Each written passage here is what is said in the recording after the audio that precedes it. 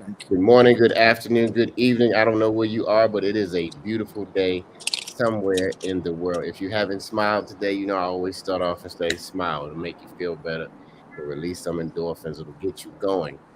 I'm Kevin Impeccable Peck, your co-host of the Chicken Box, powered by the Afro, the oldest black business in Maryland, 130 years, and the third oldest black business in the country.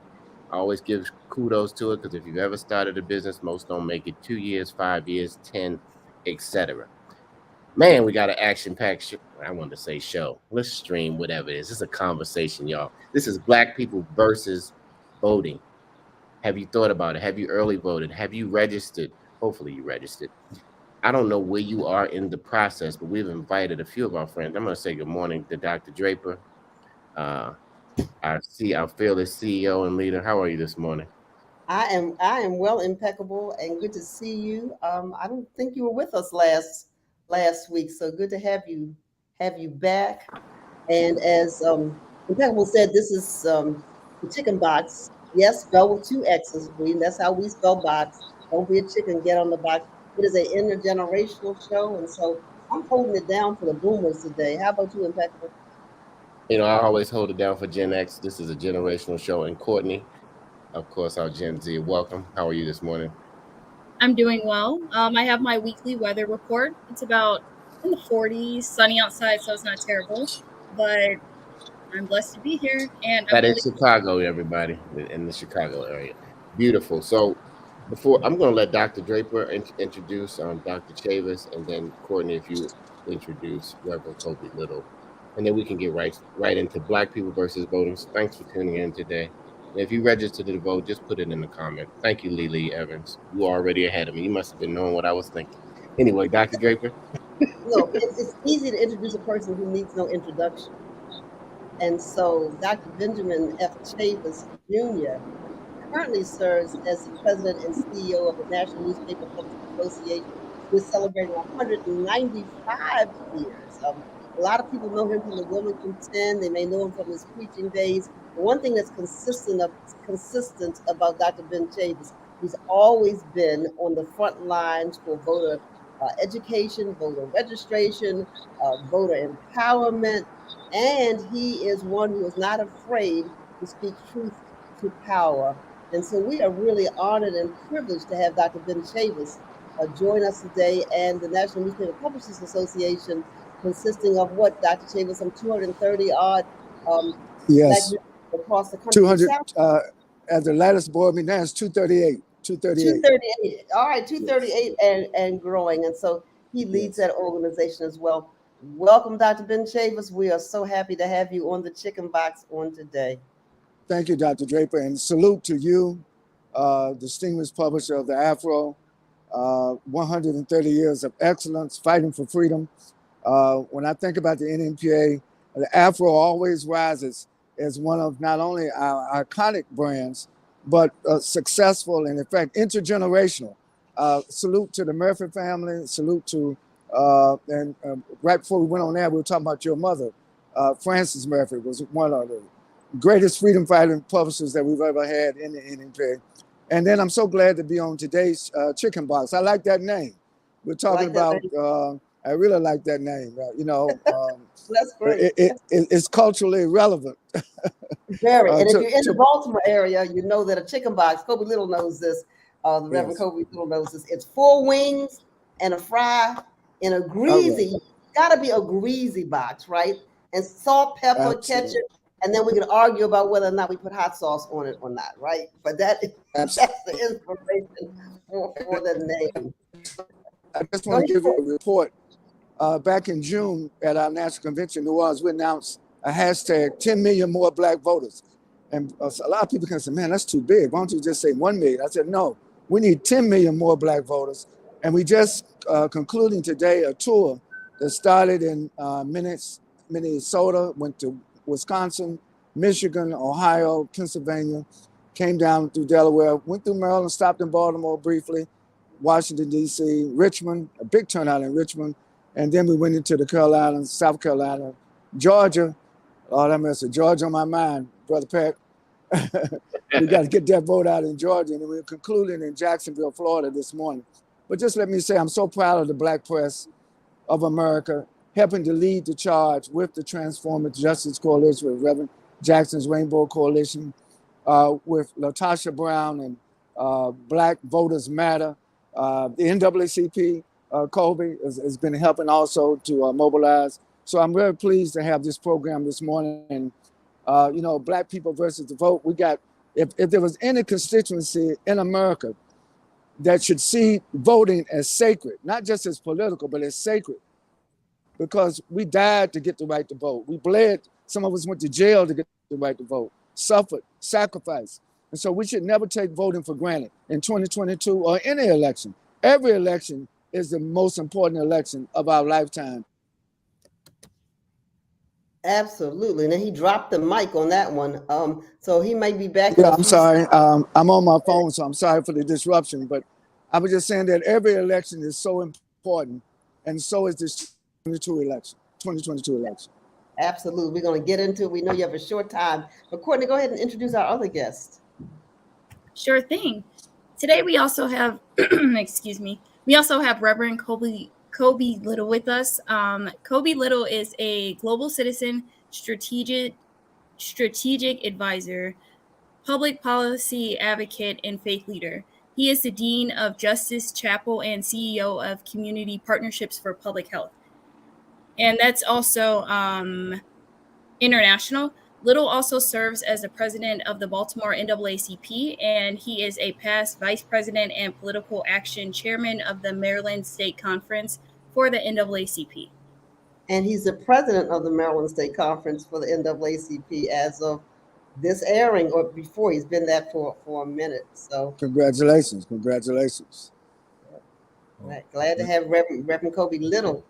We're certainly delighted to be with you and to provide leadership in the NAACP alongside Joshua Harris, who's vice president of the Baltimore branch and vice president of the state conference, and Willie Flowers, who's the MSC president. It is an honor to be on this show, sponsored and hosted by the Afro. And it is such a delight to be on with Dr. Benjamin F. Chavis, Jr., who has been a mentor and friend for over 30 years. One of the many great lessons that I learned from Dr. Chavis as a young person in my early 20s was the importance of intergenerational collaboration. And we worked very closely with Dr. Chavis when he was at the NAACP, the youngest executive director ever of the NAACP. We went up south to New York to turn out the vote on a caravan. But we also worked with Dr. Chavis on the Million Man March and on the National African American Leadership Summit. And he was insistent in each one of those entities that young people be not only involved, but engaged at the highest levels. And so we're grateful, Dr. Chavis, for all that you have given our people in terms of voting rights, in terms of bringing peace, both in the context of gang violence here in the United States, as well as peace and justice around the world, in the African world.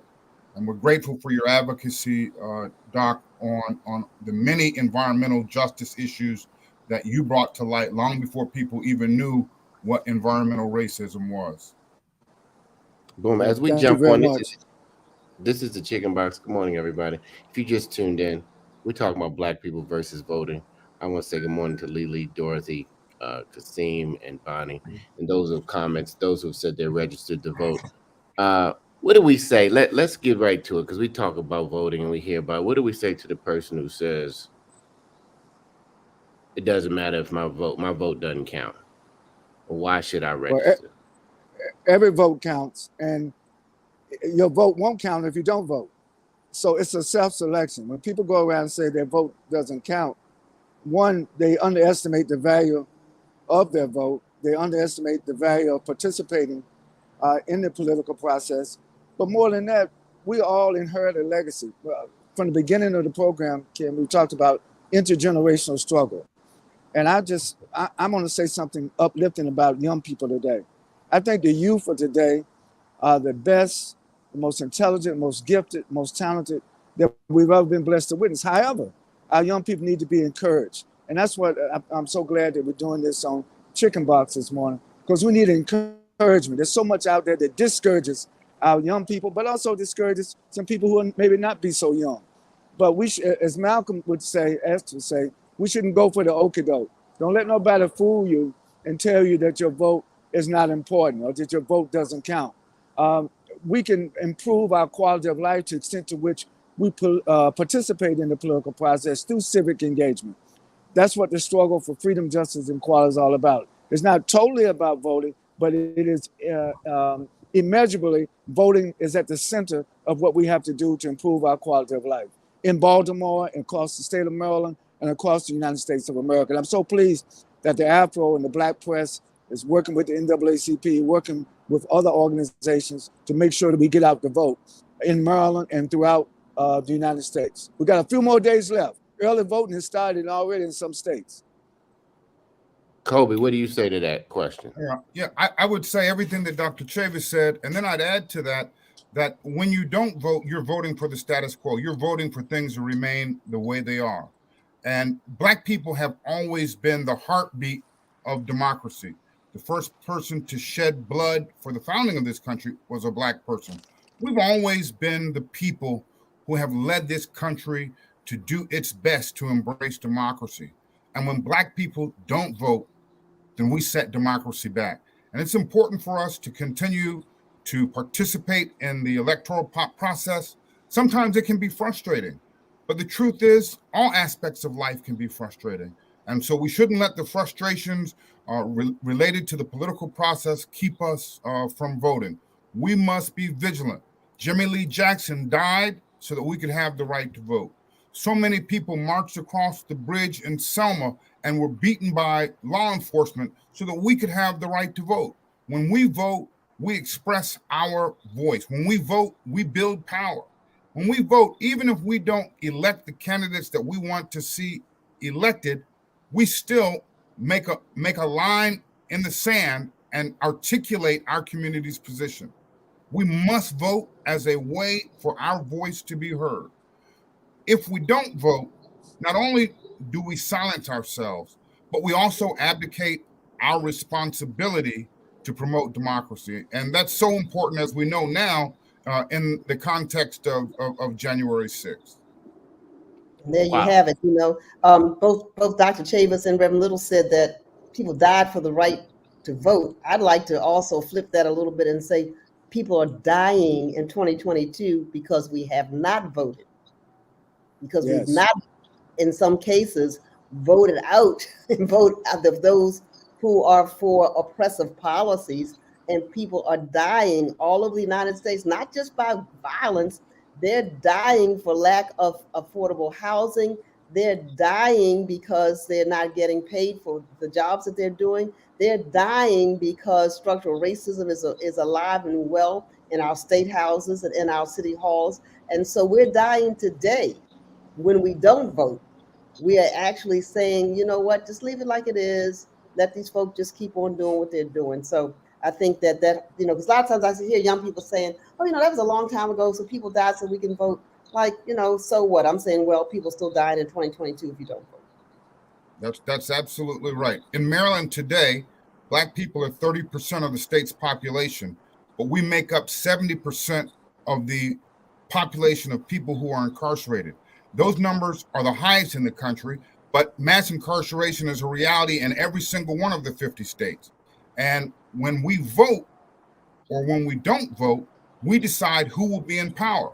So it behooves us to vote for people who are going to bring equity to the criminal justice system and ensure that our people do not continue to be mass incarcerated, so that to make sure that our people don't continue to see the government pull out mothers and fathers from homes and cause instability, so that we can see a reality that has parents at home with their kids, educating their children and building intergenerational wealth. When we don't vote, we let people who don't care about us make decisions for us. Absolutely. Right. And I would just like to say what Dr. Draper, amen what he said. So we have a choice. Either we choose to live or we choose to die. And that's what voting is all about. Choosing to make sure that we can change those statistics around that Kobe just cited and the issues that Dr. Draper just lived. We can do something about getting better housing if we vote. We can do something about getting better health care if we vote. We can do something about overall improving the quality of life in our communities, but we got to vote. We got to get the right people in office. And then after they get in office, we have to hold the people that we vote for accountable to make sure that our voting is not in vain, that it does make a difference. Absolutely. We're talking about young people. Courtney, jump in. I know you have a question or a comment. Yeah, most definitely. So I know people are typically like focused on voting during the presidential election every 4 years. Can you emphasize the importance of voting during the local and state elections as well? Yeah, particularly in Maryland. I'll just be very short that Marylanders have an opportunity to elect the first African-American governor of the whole state. That's a historic milestone. And I think given the population of Black people across the state, that is a strategic win for all African Americans, but also other people of color and for progressive whites, because Maryland is a multiracial state now. Interesting. And I think that the politics of the state ought to reflect the constituency of the state.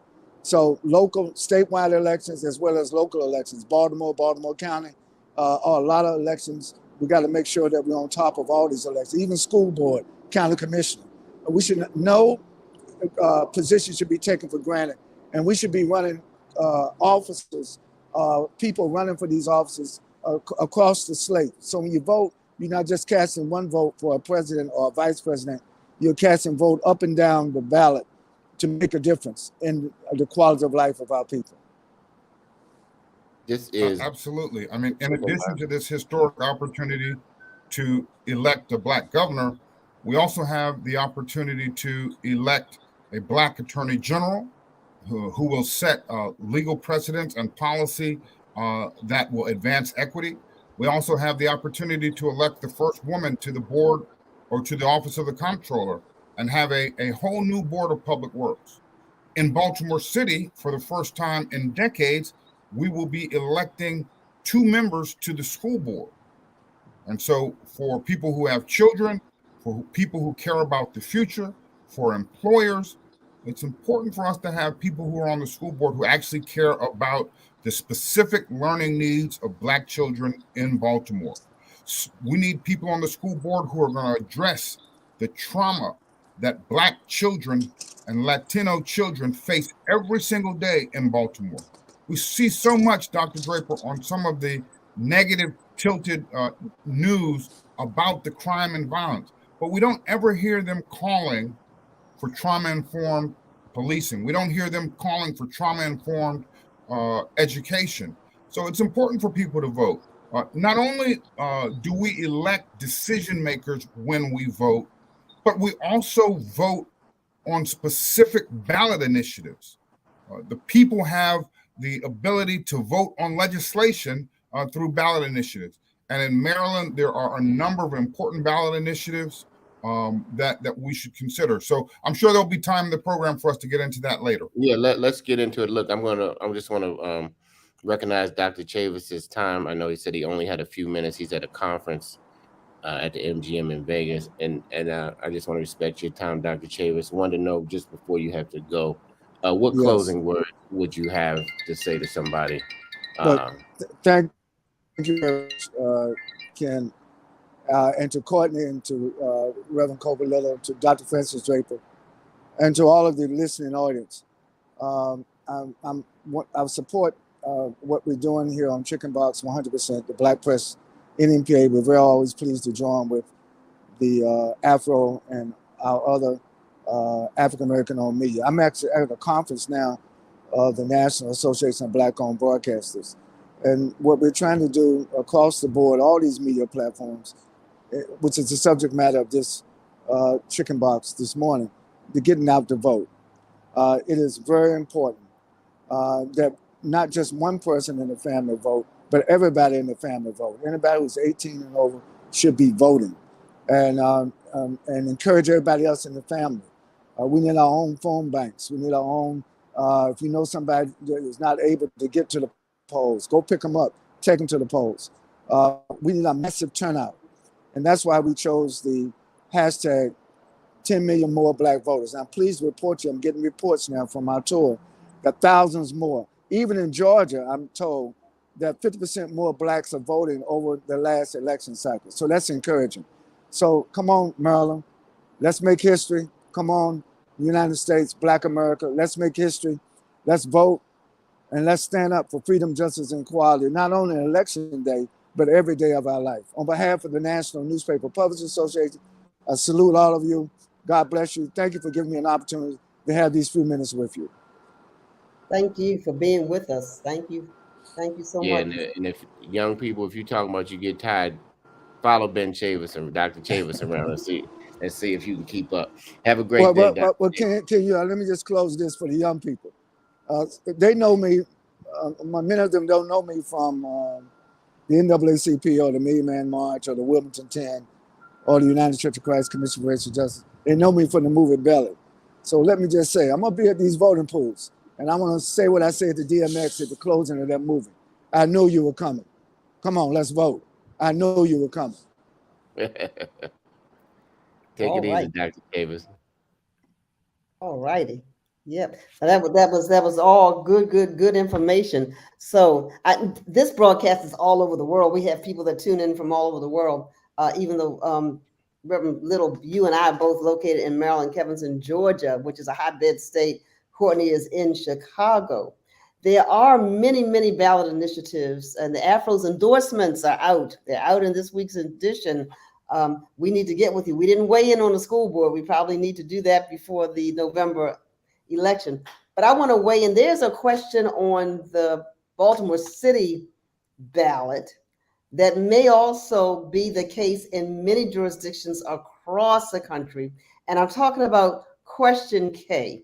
Now, Reverend Little, tell us a little bit about what question K is. And I think you can offer an opinion without telling people how to vote, but you can tell us a little bit about what you think that, what is that designed to do? First of all, give us a little background on some history, because that may be happening across the country.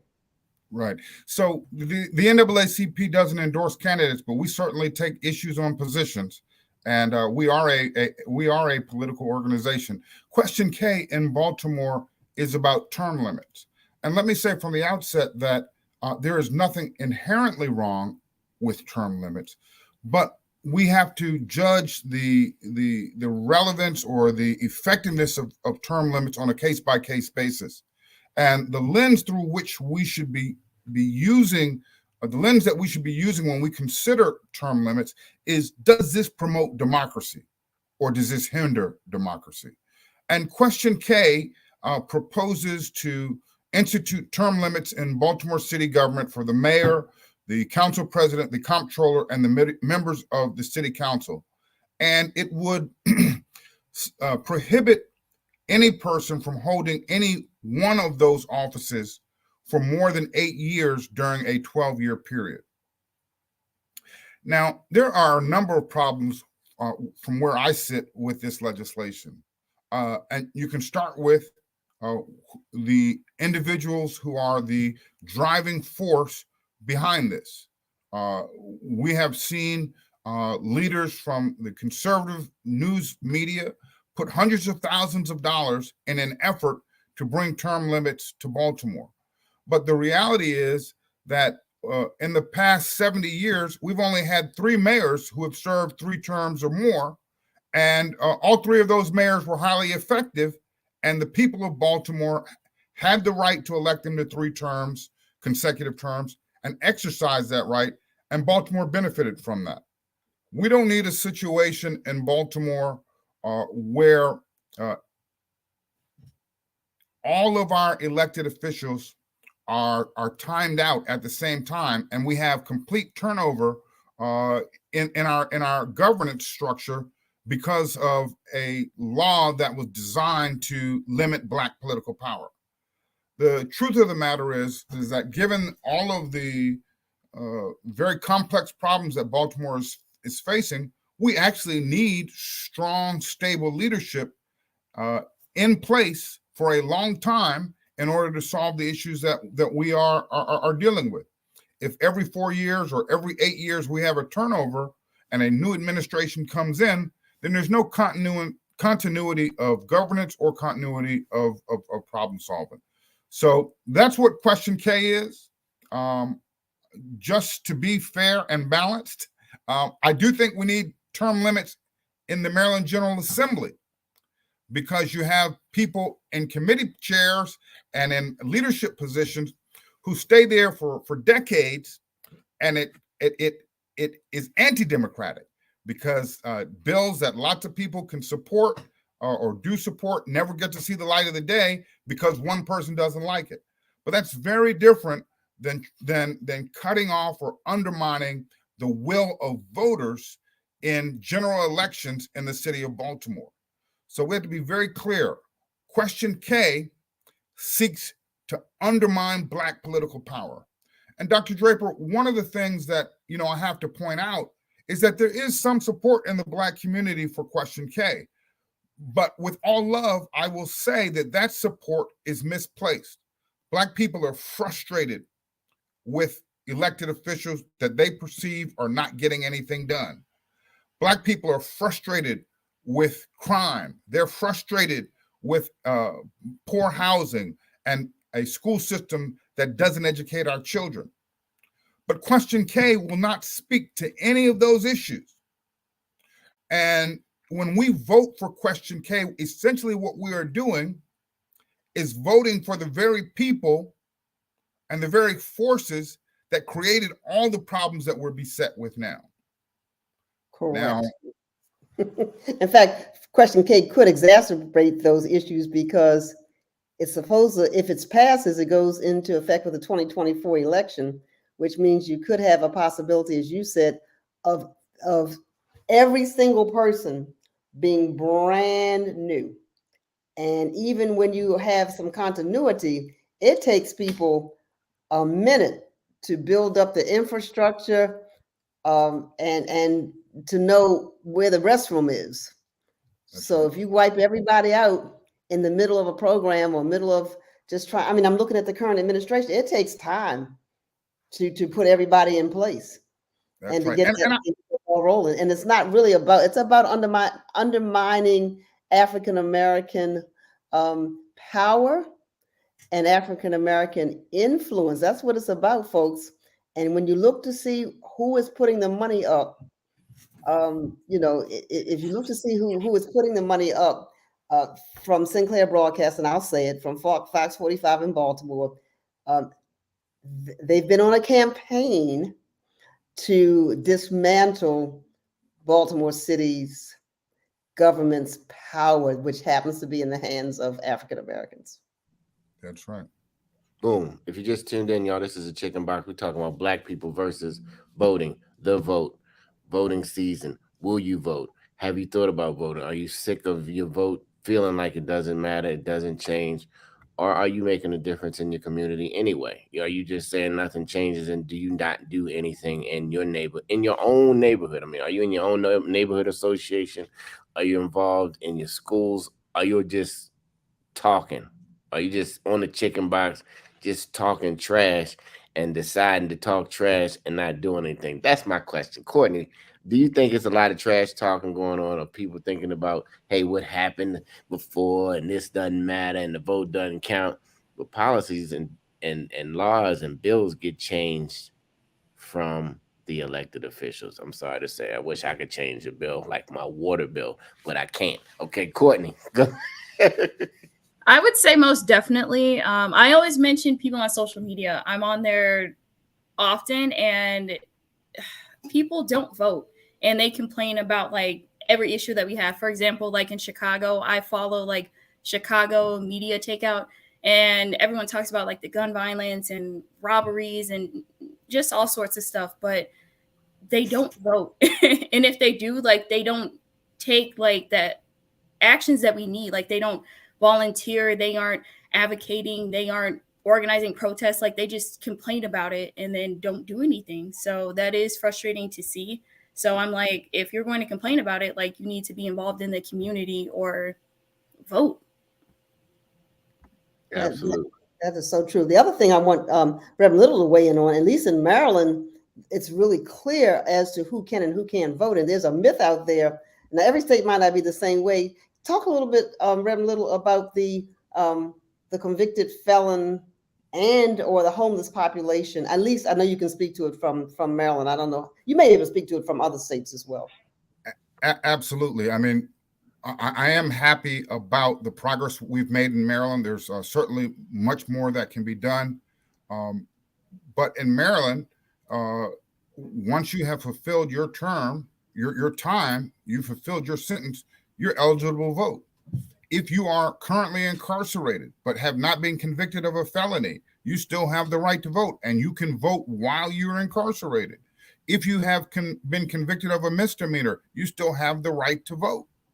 And, you know, while we're talking about voting, I want to point out that everyone should be really, really, really paying attention to the voter registration deadline. In Maryland, the voter registration deadline has already passed. It passed on the 18th of October. However, in Maryland, we worked very hard to get same-day voting, so you can register to vote on Election Day and cast your ballot on Election Day.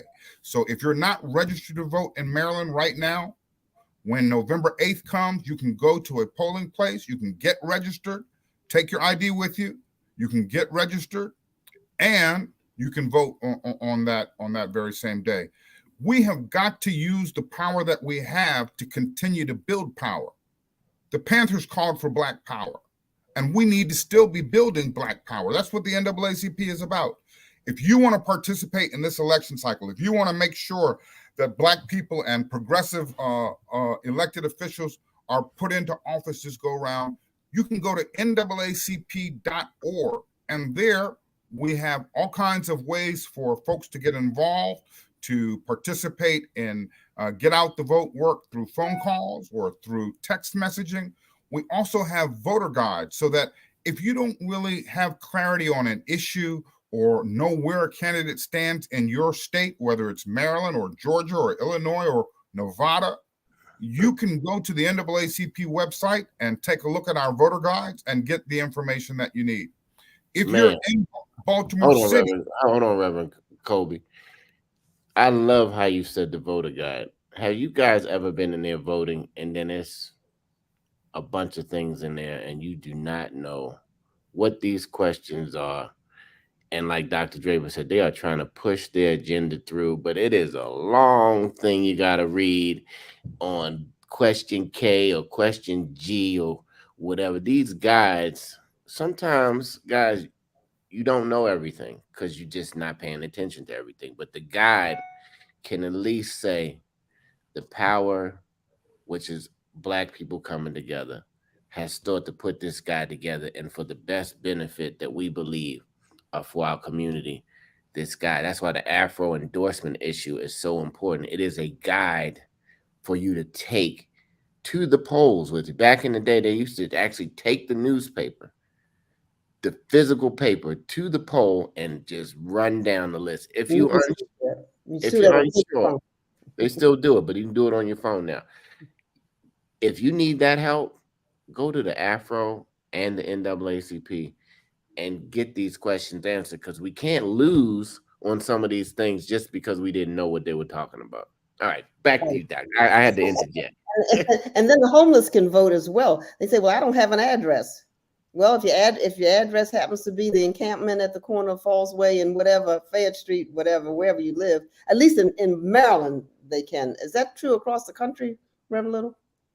It's not true across the country. We've got a lot of work to build out the voting rights space. Yes, we talk about Selma because that was a pivotal moment in our history, but it was just one moment in our history around voting rights. And in progressive states like Maryland, we shouldn't be sitting back in judgment and talking bad about how the Georgia legislature passed a law to prevent the delivery of water and food to people who are standing in line. Yes, it's terrible, but we should be doing everything that we can where we are to build out democracy, to model democracy, to expand the democratic space, the small d democratic space, so that we show how people can participate in voting and in policy making. So we certainly want to encourage other states to adopt the voting rights practices that we have here in Maryland. But even in Maryland, we still have barriers. We have unfinished business as it relates to voting rights. In some counties in Maryland, the people who live in a district don't have the power to elect who represents them. The entire county votes to decide who elects people from certain Black county commission districts in Maryland, in St. Mary's County, for example. And so we still have work to do as it relates to voting. But I do want to say something about voting and about apathy. You know, there is a lot of apathy as it relates to voting. And part of that, I think, is that we have at times offered voting as a panacea, the thing that will solve all of our problems. And it's not. Voting will not solve all of our problems, but it is one important tool in our toolbox for advancing our people forward. We not only have to vote for elected officials, but we have to go and testify on legislation. We have to show up and support community organizations that are doing good work to move policy. We've got to hold elected officials accountable when they make bad decisions. We have got to celebrate elected officials and lift them up when they do good work. And we have got to keep on pushing the conversation in the public square. It's so important. I mean, it's, you know, Dr. Draper, you are such a wonderful person that God uses you in so many fantastic ways. The church has to continue to be a space where we discuss and debate the issues of the day. Aubrey Hendricks writes that we, the government, the leadership, must treat the people's needs as holy. And so often the church seems to think that its only responsibility is to tell people not to engage in personal sin, when the record shows that Jesus was most concerned about the public sin, about the sin of public policy, and protecting those who were most vulnerable. And that's why I'm so glad, Dr. Draper, that you have always made the community, the faith community that you lead, open and available to those kinds of conversations. And then also you do it through the Afro, your print edition and your digital edition and this wonderful program. So we really do celebrate the great work that you do and the way that you model leadership for our community. Well, thank you. It's really, thank you so much. It's a team effort. I just want to mention this. Thank you. Reverend Little said something so key, and Courtney, I'd like to get your take on this.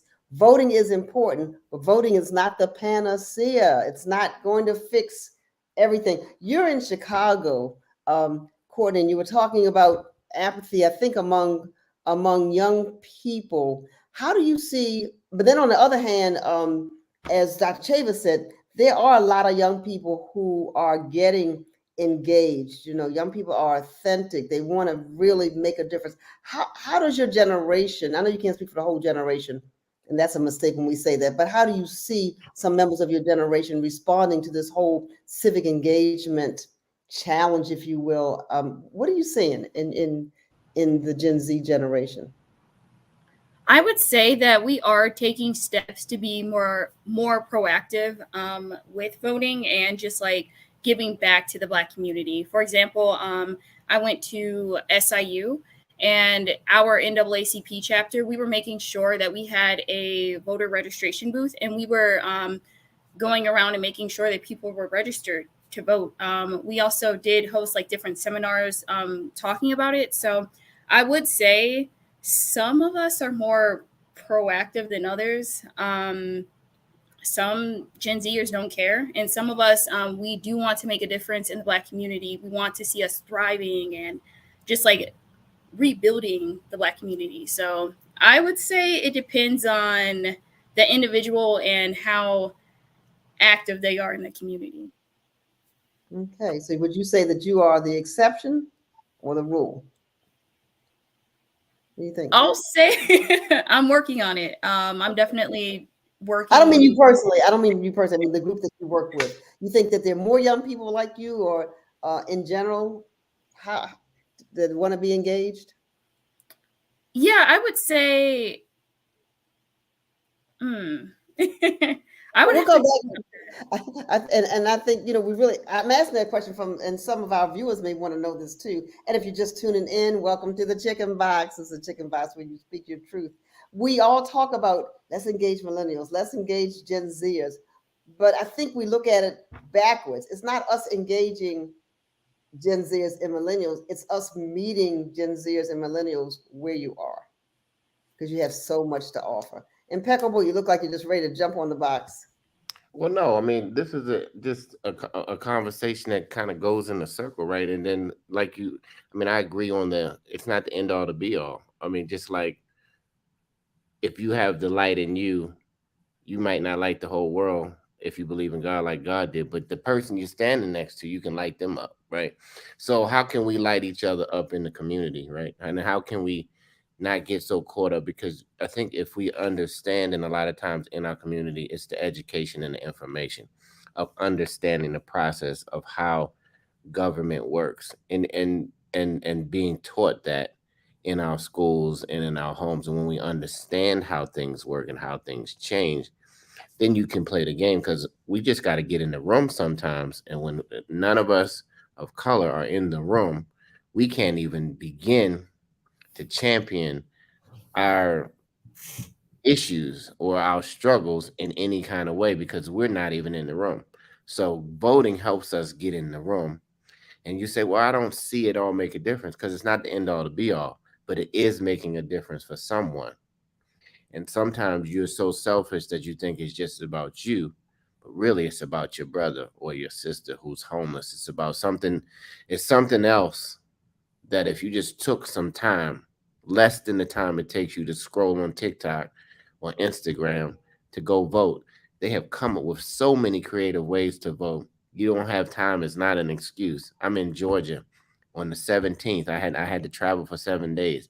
I was so glad early voting existed. So glad. You do make a difference. I mean, sometimes it comes down to a couple of votes, and everything is now pretty much tracked technologically.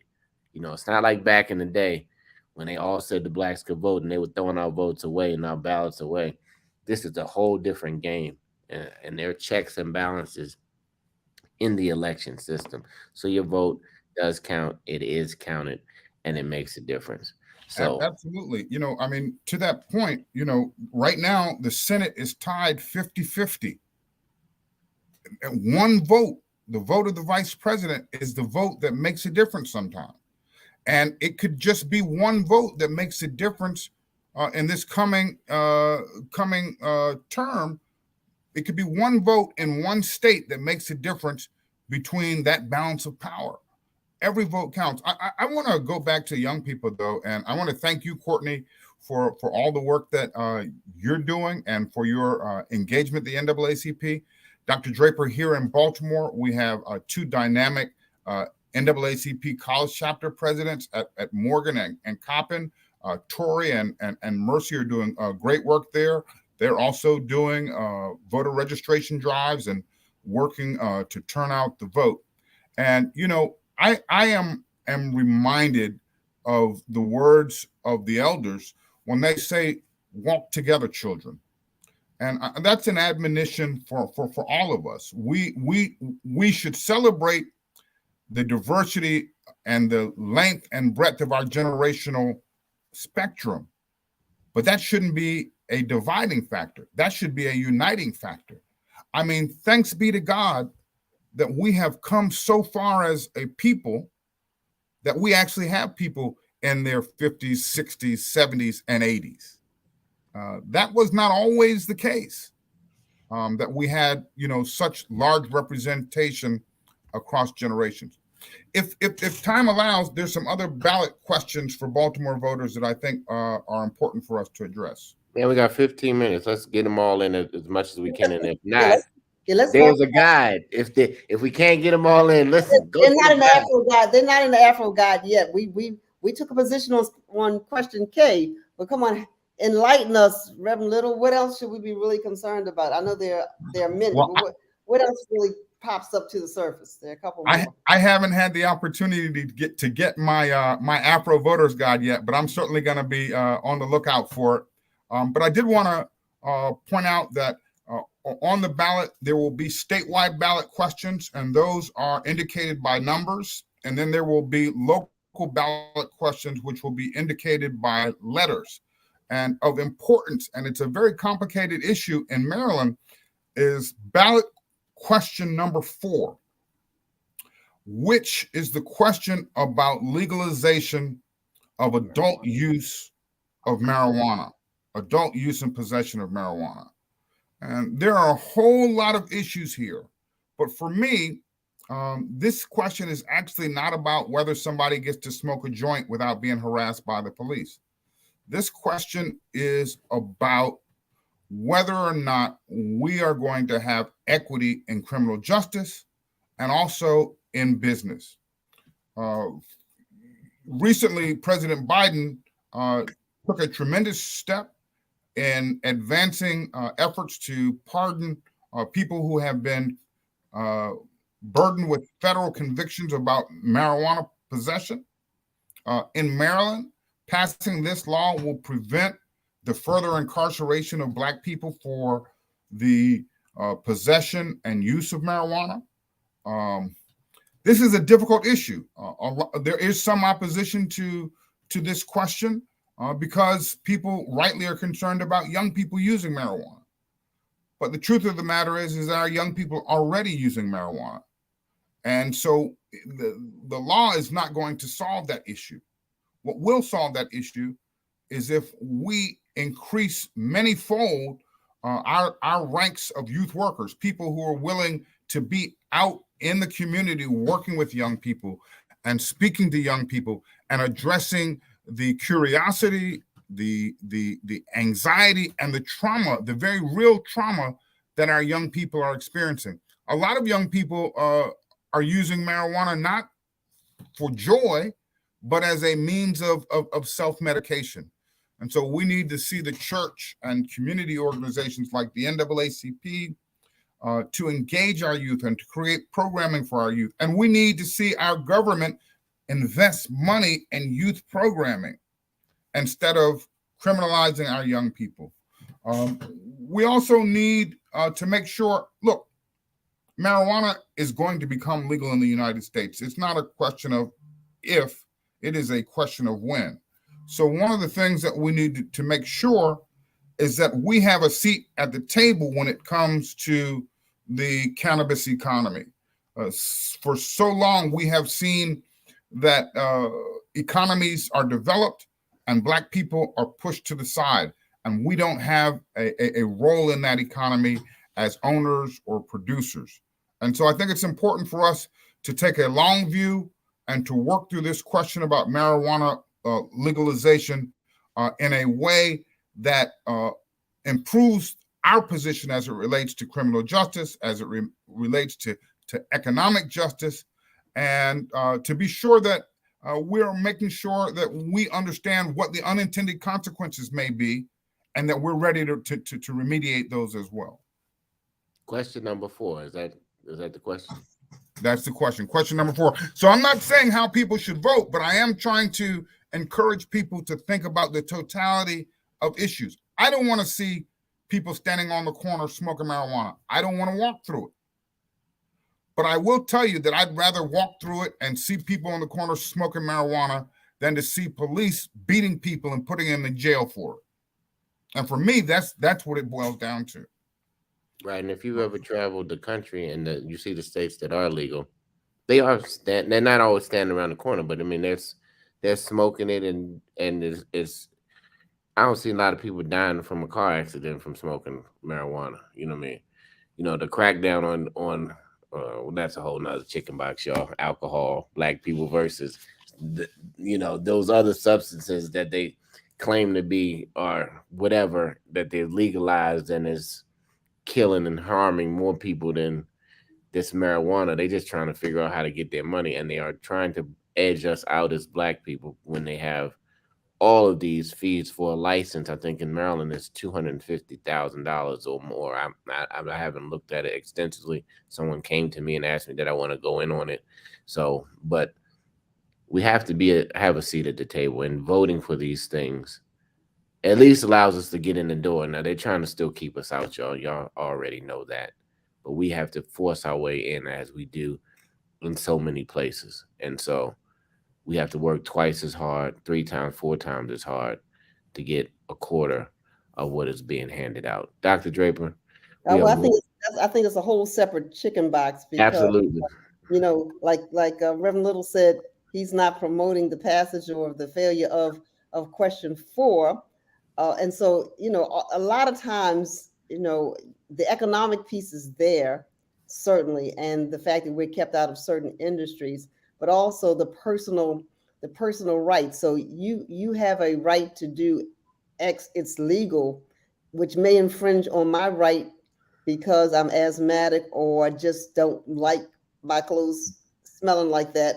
That doesn't, so that whole definition around personal preference, personal space, the same thing happened with the legalization of tobacco. You all do know that tobacco was not always legal. Neither was spirits, as they call them. And we're not talking about the Holy Spirit. Alcohol was not always legal. It did not stop people from producing it, using it, or profiting from it. Right. So that's another whole conversation.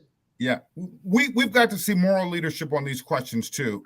And we can't put our head in the sand. We've got to unpack all of it and make some decisions. Another important ballot question for Baltimore City is question E, which is about preventing the city from selling the conduit that runs all throughout the city, you know, cables for telephone, power, cable TV.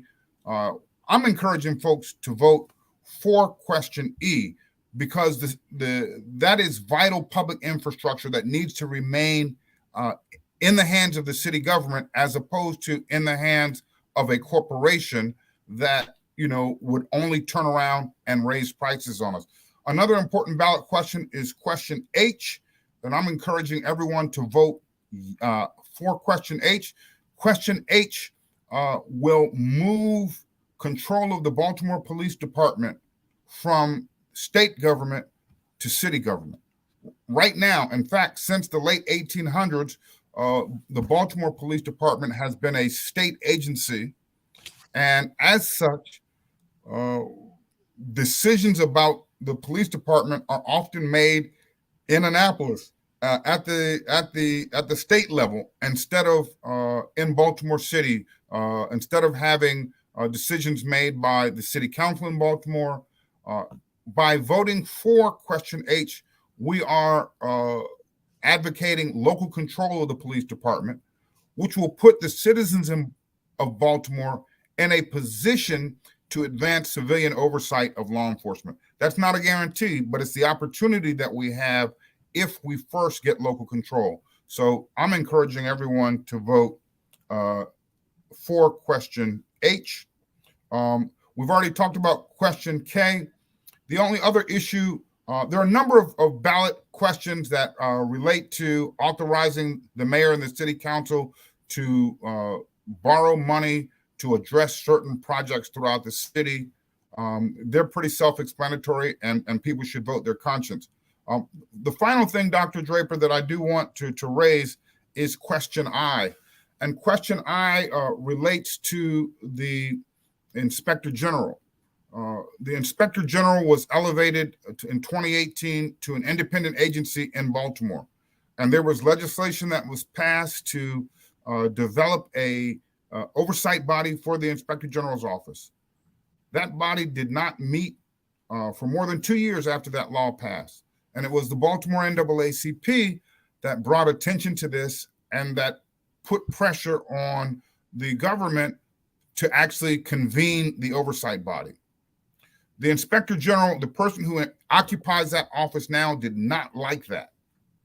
Even though she supported the original legislation to create the oversight body, Once it was actually activated, she didn't like that.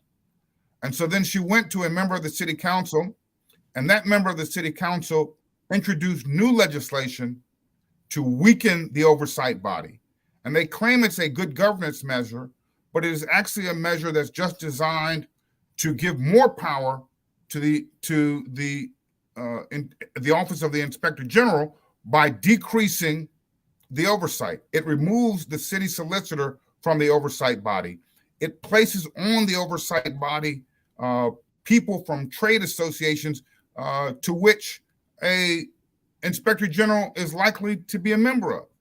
And so it's just like when we see industry putting members on boards and councils that are supposed to regulate industry. That doesn't make sense. And frankly, they didn't give the law as it exists time to effectively come to show us that it works or doesn't work. And so now this effort to try to change the law is unfortunate. I raise this more than even trying to stop this initiative from passing. I raise this to say that we have to be paying attention, because at every turn, people who don't have our best interests at stake are seeking to build power for themselves and to take power away from our community. Ideally, in a democracy, we agree to share power and to make policy that begins with the interests of the most vulnerable. But that's not the America that we live in today. We still live in an America where if some people had their say, Black people wouldn't have a seat at the table. That is so true. It's bad enough that we don't control. You're saying vote against question I, right? I didn't hear you, Dr. Draper. No, I want to make sure, because, and you are exactly right. I know we got about 3 minutes, but you're saying that's why we vote against question I? Yes. Okay, I just want to be, Yes, vote against question I. Okay, got you. You're exactly right. Yeah, they're all, see, the questions sometimes they're so wordy and long, people tend to either go down the ballot and skip them, or go down the ballot and vote yes for every single one, or go down the ballot and vote no for every single one with no discernment of, because the way they're worded sometimes too. Like the charter amendment to create the Baltimore City Police Department. That's probably just so that it can be in the charter. And people will look at that and say, well, I thought we already had a Baltimore City Police Commissioner, not department, police commissioner. So, and they'll we at the end, y'all. We are at the end. This is a conversation that could never stop. It's a never ending conversation that needs to be had. Are you going to vote is the question. Are you going to do your part is the question on the table. This is the chicken box where you get to stand on the box. You can get 30 seconds really quick. I'll come to you last. I'm Reverend Kobi. About anything that you heard today or anything you feel you need to get off your chest. Now is the time to get on the box. Courtney, you are on the box. Let's go. Okay. Thank you, Reverend Little, for educating us on those topics today. I do admit I was the person who was voting, and I would put no for everything, because the way how it was worded, I'm like, I'm not too sure. So I'm going to do my research on that. Thank you for emphasizing that, and everything else that you spoke about on voting. Voting is essential, and people, especially like in my generation, we need to go out and go do it and make more effective changes. Thank you, Courtney. I'm going to jump on the box. Look, it is a lot of game within this political system, and they're constantly trying to see if we are woke. Now, a woke means that you're paying attention, not just to what you think you want to pay attention to because it sounds cool. It is paying attention to the small details, because the real deal is inside the small details. Now, if you don't look at it, you have organizations such as the Afro and the NAACP who's going to look at it for us as a community. And if you can put the trust in the organizations that are for you, you'll at least be ahead of the game. So we're not going to get game this time. I know in Georgia, they are out in record numbers on early voting. We're going to beat Herschel Walker and Kemp before they even get to the November the 8th. They're gonna already know that they lost. So let's do that all over the country, and let's really pay attention, y'all. and not just talk about it, but be about it. Dr. Draper. Thank you. And thank you, Dr. Little. So an informed electorate is one that really can move this country. There's a lot wrong with the United States, and we complain about it, some of us very vigorously. But if you've ever traveled outside of the United States, you come back on U.S. soil and thank God you're not someplace else. At least that's how I feel when I travel. So is everything right? No. Is racism still alive and well? Yes. Are voting rights being threatened every which way but up? Yes. All over the country. So we're blessed in a state like Maryland, which is fairly progressive. But we don't have to go far to see that there's still those who are not accepting the results of the last presidential election, as we are at a midpoint from then. And so don't be fooled by complacency. Your vote matters, your vote counts. Many states have early voting privileges. Take advantage of those. There's no excuse not to go to vote. If you have someone that you know that'll be 18, then they may be 17 3/4 today, and their birthday is November the 1st, they can vote. In fact, they can register to vote now if they'll be 18 by 2024 for the presidential election. It's not too soon to vote. Let me also say, before I get off the box, in Maryland, at least, they've redistricted and changed a whole lot of polling places around. So don't get frustrated. Go to vote.org, vote.org. You can check your voting status. You can see where your polling place is. It'll tell you the last time you voted. And then let's pay attention to the ballot questions. Thank you, Reverend Little. You really helped open our eyes to the ballot questions. I am off the box. You get the last 30 seconds, sir. Thank you so much for having me on the show today. I just want to extend an invitation to folks to join the NAACP. You can join at NAACP.org. And in Baltimore, you can join at NAACPBaltimore.org. All righty. That's it. Thank you All right, so y'all. much. This is Afro 130 years. You know how we do it. Smile. Call a senior. They're lonely. They want to hear from you. Believe me. Sometimes call somebody else too, but I go to the seniors first because you see everybody else, and the seniors always aren't as active in your mind, but they're always thinking about you. So take some time to think about them. They are. Yeah, call us. They are the shoulders that we have been standing on for years, and they can help you if you have a question about voting. Ask them about voting. See what they got to say about it. Until next week, Doctor. I want to call you Doctor. You getting your doctorate, Reverend Kobi? Are you working on your doctorate? You are. I'm getting there. I feel it. I keep calling you Doctor. Like there's something prophetic about me keep calling you Doctor. But Reverend Kobi Little, thank you for all the work you do and continue to be the champion that you are for our community. Dr. Draper, Courtney, always a pleasure. And everybody else who tuned in, thank you for your comments. Chippy, Jewel, Nicole, Dorothy, Rico, everybody else. If I didn't call your name out, that doesn't mean I don't love you. Till next week, God willing, we'll see you, and go vote. Early voting's open. Have a great day, everybody. And subscribe to the Afro, afro.com. Bye.